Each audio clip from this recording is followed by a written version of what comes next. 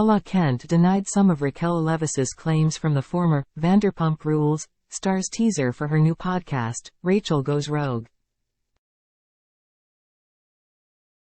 In the extended trailer, Leviss, who now goes by her legal name Raquel Leviss, claimed that none of her VPR co-stars reached out to her in the aftermath of Scandoval. However, Kent took to her Amazon Live to deny Leviss's claims, and said, "I did try. I got no response. You know, I don't even know what I was hoping for when I reached out to her." Kent then hinted that her decision to contact Leviss will be a topic of discussion in the upcoming 11th season of Vanderpump Rules. You guys will see it play out next season," she shared on her Amazon Live in December 2023.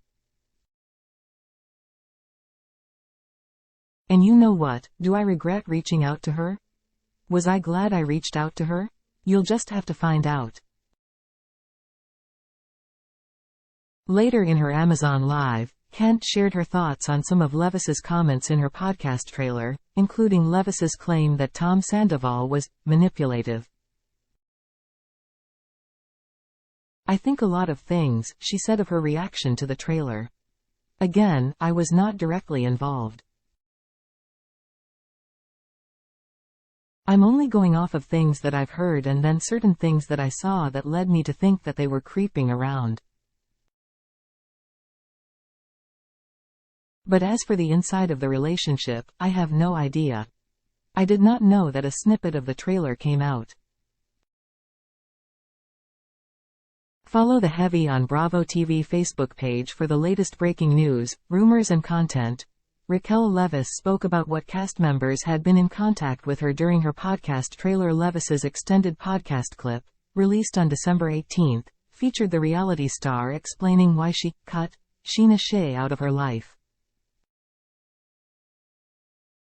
"With the cast, I don't have many boundaries, but physical violence is crossing a boundary for me, and if you assault me, I will cut you out of my life," she said, in reference to her allegation that Shea punched her, an allegation denied by Shea.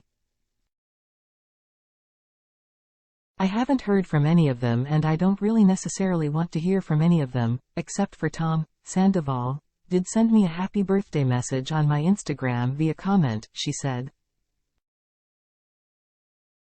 "And he couldn't have reached out to me via text because I blocked him the day that I got my phone back after treatment, but he could have DM'd me instead of making a public comment, and I've been thinking about that a lot."